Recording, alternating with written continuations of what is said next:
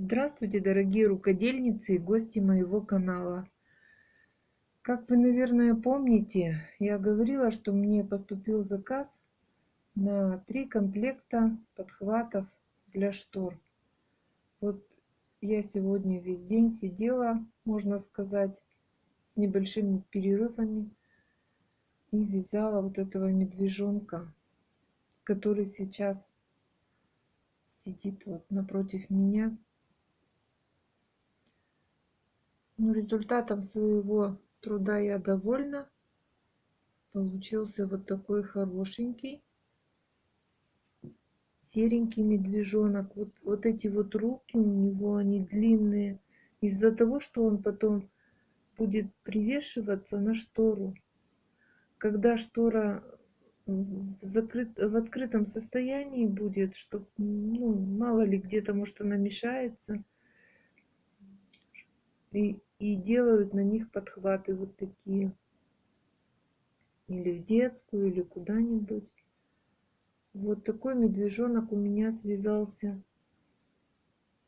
Мне надо еще связать 5 штук.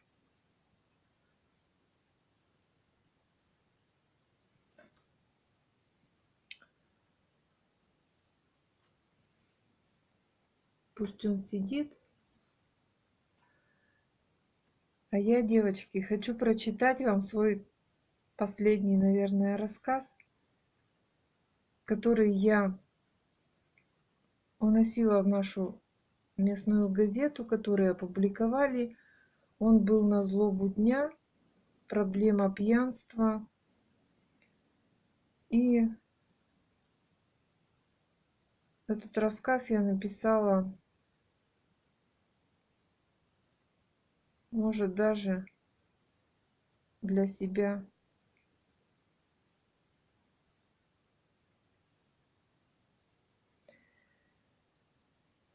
Женщинам, не покладающим рук в борьбе за трезвость своих мужей, посвящается. За окнами мелькают то березки, то сосны в белоснежном убранстве, то бескрайние по-зимнему безукоризненно чистые поля. Изредка поезд проносится мимо малознакомых станций с однотипными небольшими зданиями вокзалов. На каждой остановке пополнение.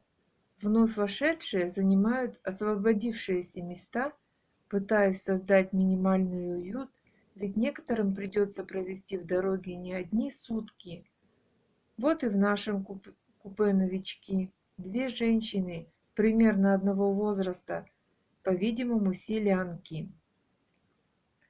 Стоянка завершена, и поезд медленно трогается дальше по маршруту. Подмерный стук колес. Как-то сама по себе завязывается беседа, которая в итоге сводится к наболевшей проблеме, беспробудному пьянству в российской глубинке, разоренных деревнях и селах. Одна из женщин, назвавшаяся Анной, берет в руки вязание и, не переставая стучать спицами, продолжает начатую тему. Уж насколько терпеливы у нас бабы, да, видать, и их терпению конец пришел. Самые настоящие боевые действия против своих мужей-пьяниц развернули. Да и как же не разворачивать-то, коль от пьянки той никакой жизни не стало. Глядишь на них, на трезвых, вроде мужики как мужики, никаких аномалий. Но стоит перебрать треклятой, тотчас превращаются кто в свинью, кто в обезьяну, кто в петуха. Что далеко ходить? Вон у нас Зинка Кукушкина. Уж она ли не умница, она ли не красавица, и по дому хлопотунья каких поискать. А мужик ей достался, ну, вылитый верблюд. Все пьет и пьет, как будто с детства до 30 лет по пустыне мотался, и теперь от водкопою оторваться никак не может. Девиз у него, что ли, ни дня без зелья. Забор вон у них к земле клонится. Да калитка давно с петель слетела. Только мужичку ее и горя мало. Зинка сама ту калитку, как могла, веревочками к столбику примотала, Пусть некрасиво, зато хоть закрывается. Она бы и гвоздями могла прибить, да только у алкаша ее ни гвоздя, ни молотка не сыщешь. Посмотришь, в снегу у забора одни бутылки пустые торчат. Многие ей говорят: бросай, мол, его, пропадешь. А она: люблю его, дурака, и все тут. Вот так и мается, любя. Другое дело Варька Боева. Та себя в обиду не даст.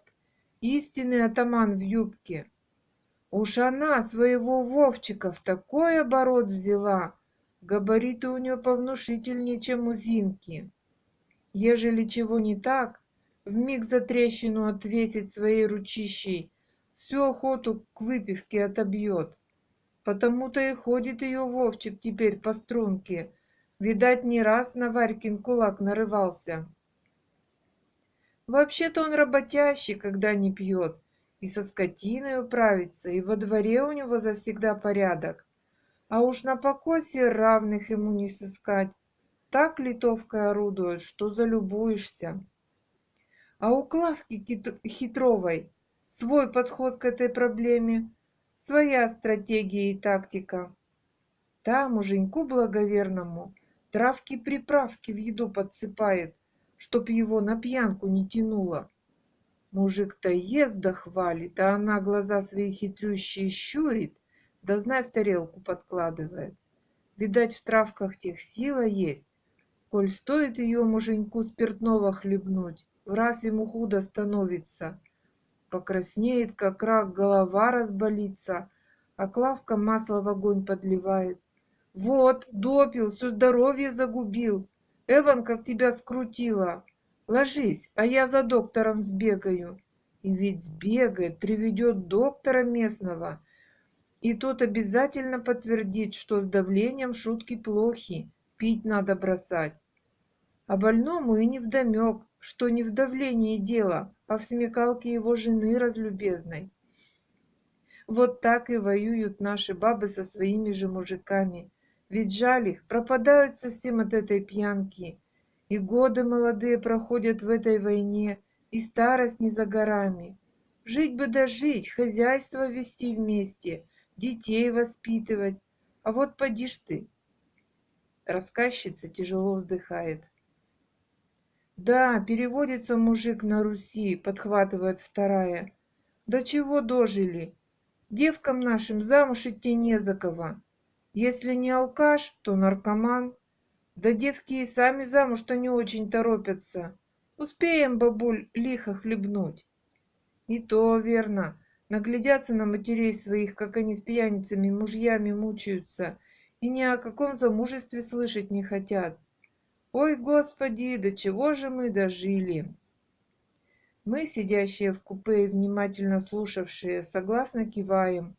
Точно, не торопятся наши дети обзаводиться семьями, то ли из-за нестабильности в стране, то ли под влиянием Запада, то ли действительно из-за боязни повторить судьбу своих матерей, борющихся с горькими пьяницами. Вот такой рассказ, девочки, на ваш суд хочу вынести. Не секрет, что многие семьи из-за пьянства распадаются. Но те, которые не распадаются, мучаются оба, и муж, и жена, и дети. Так что прошу не судить строго. Ставьте свои лайки, дизлайки, пишите комментарии. До свидания, до новых встреч. С вами была Ирина и канал Ирина Кистаева.